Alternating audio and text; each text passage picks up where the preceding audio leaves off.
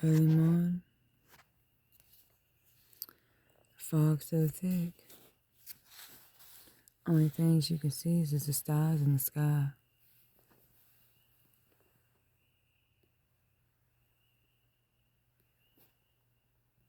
And you can barely see them.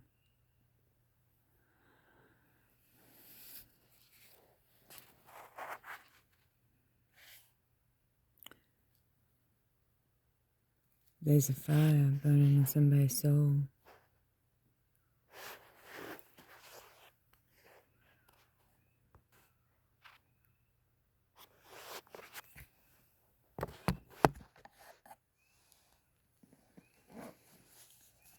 Out here's on the plantation.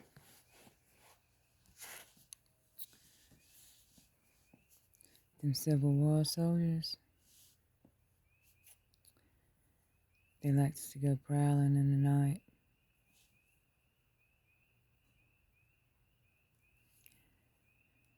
Threes of them happens to come across this house.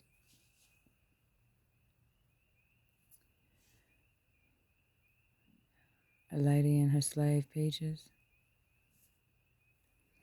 Lady Cavendar, minding their own business, taking care of the house like usual. There's a tap at the door. Lady Cavendar thought it's her husband, coming back from working the fields late. There's three men standing at the front door. It started pouring down rain.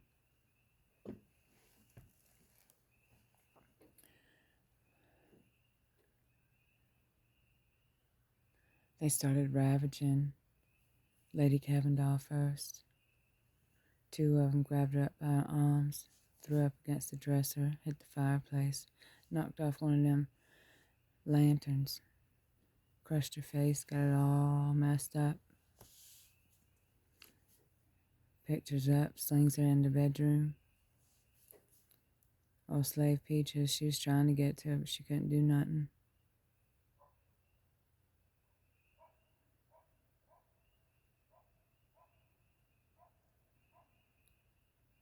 You can see their dirty hands ripping her clothes, lifting them up. Their dirty hands on her beautiful olive skin, grabbing her ass cheeks, smacking it around, playing. They're smiling. She's screaming. Can't do nothing. It's just one little old lady against two men. Peaches happens to get free for a moment. One of them rears back, smacks her. She falls to the floor, passed out. That third gentleman grabs her up by the hair. Starts dragging her out the house. Them two men that's holding this Lady Cavendar down. One of them just pulled out and started dripping cum all over her stomach. Slapping her in the face because she passed out while he was raping her. All she can remember is the sound of one of them men's. Come on, we got to hurry. Her husband be home shortly. They took the slave with them. Miss Peaches.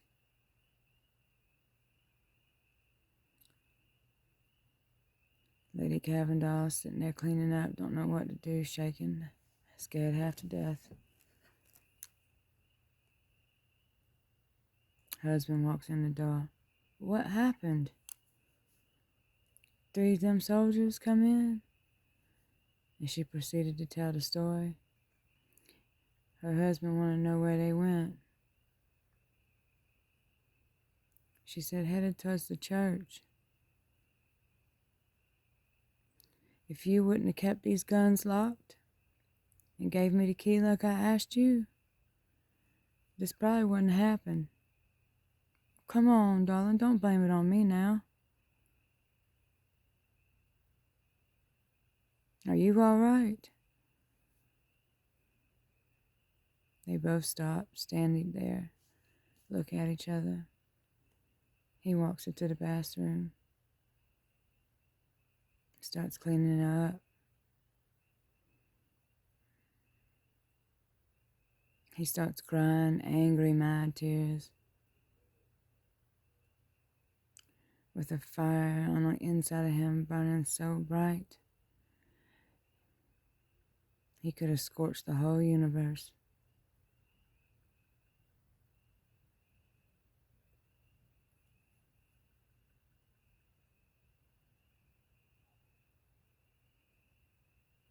Mr. Cavendar, he says, darling, I got to go. She says, I know, I'll be here when you get back. Bring me my peaches.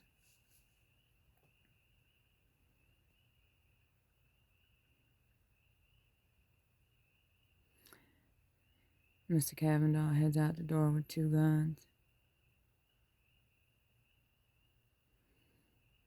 Walks down in a little walkway where Miss Cavendar plants her roses. They were so red right there that the dew dripping off of them looked like blood.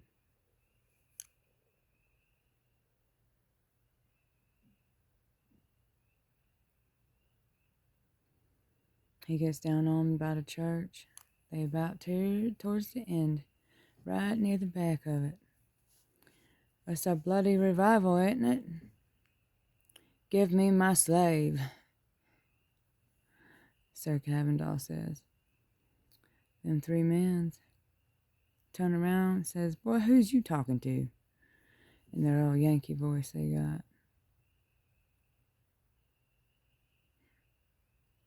He says, I'm talking to yous 3. I wants my slave back. Poor old Peaches, she can't even say nothing, face so swelled up.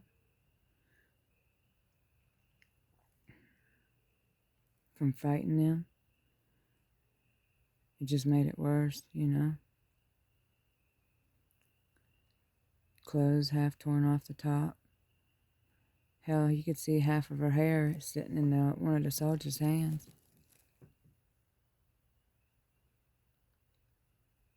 It's a sad sight to see. Old nigger slave sitting there with 3 Yankees.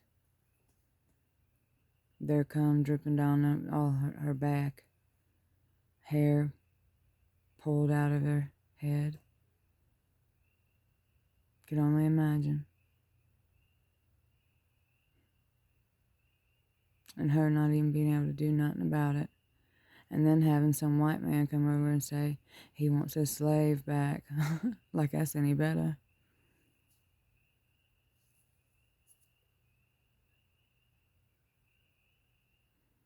Oh, Mr. Cavendar. Before he could even get his gun out to shoot one of them men then pulled his gun out and shot Mr. Cavendar.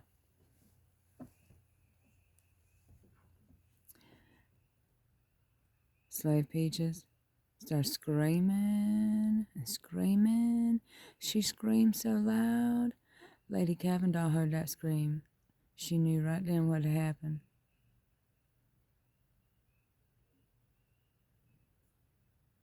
Lady Cavendar didn't think twice. She shut every door in her house and sat there for a while. She knew who them soldiers was. She just waited, days, sitting in the same clothes, anger settling in, contemplating on what to do to them boys, because she was going to get her Peaches back.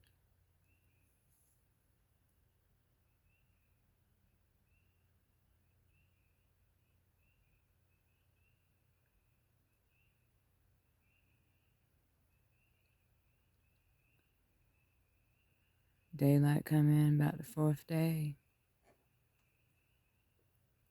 All of a sudden, you seen this look come across her face. She got in the shower, she got in the tub, washed herself.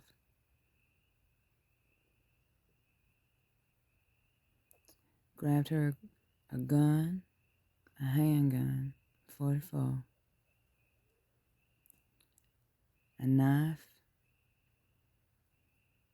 and an axe,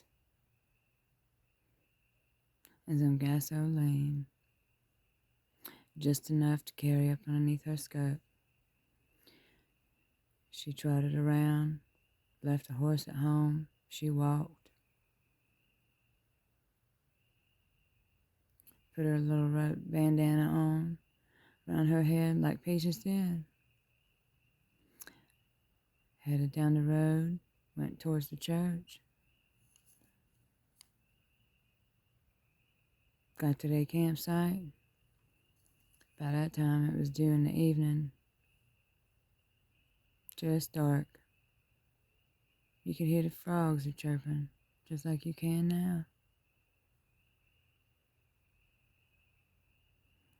Luckily, she happened to pass by. There was some rope on the ground. She rigged it up. You'll find out for a while later. Peaches, poor Peaches, she was sitting in there still crying. One of them men was in there raping her right then.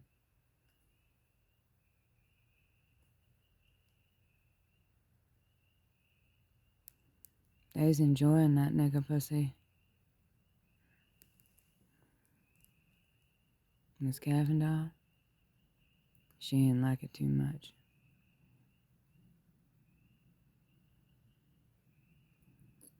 All them other boys was out there around the fire.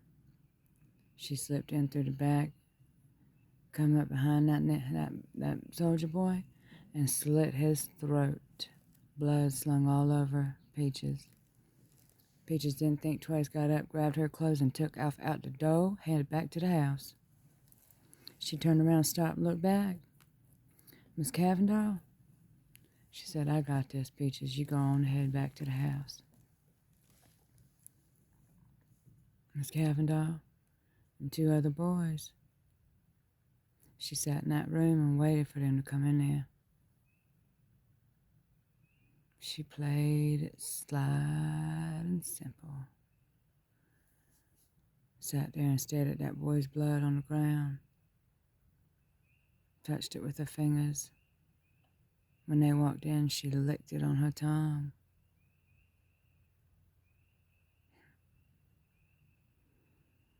And two Yankee boys, what the hell you doing in here? What the hell happened to my boy? She had done slit one of the man's boys' throats. Happened to be his son. That boy went to go rear it up at Miss Cavendall sitting in that chair after looking at blood. Boy, oh boy, did he fuck up. She swore that knife and swapped his fingers right off his hand. He started screaming like a pretty baby bitch.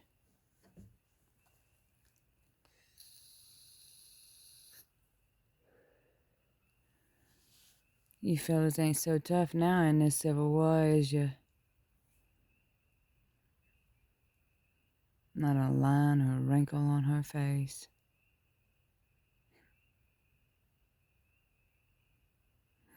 That other Yankee boy, he took off running.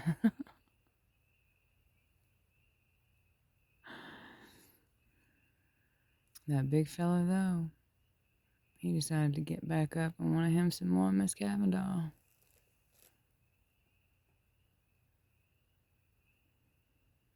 She said, I ain't having this. She said, you gonna suffer, boy.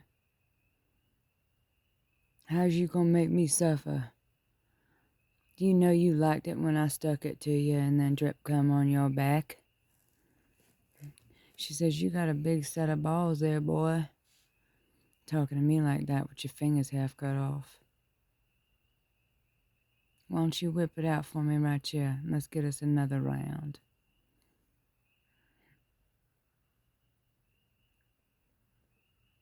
He started to play like he was going to. Reared back, grabbed something, and whopped. It was a piece of wood. Whopped Miss Cavendall across the damn face. She fell to the floor, blood splattered everywhere. She pissed herself, he hit her so hard. She woke up while he was dragging her out to the tree. It's a good thing she had that gasoline up underneath her, because she got close to that fire, and boy, she lit his ass up. She got up and wiped her face.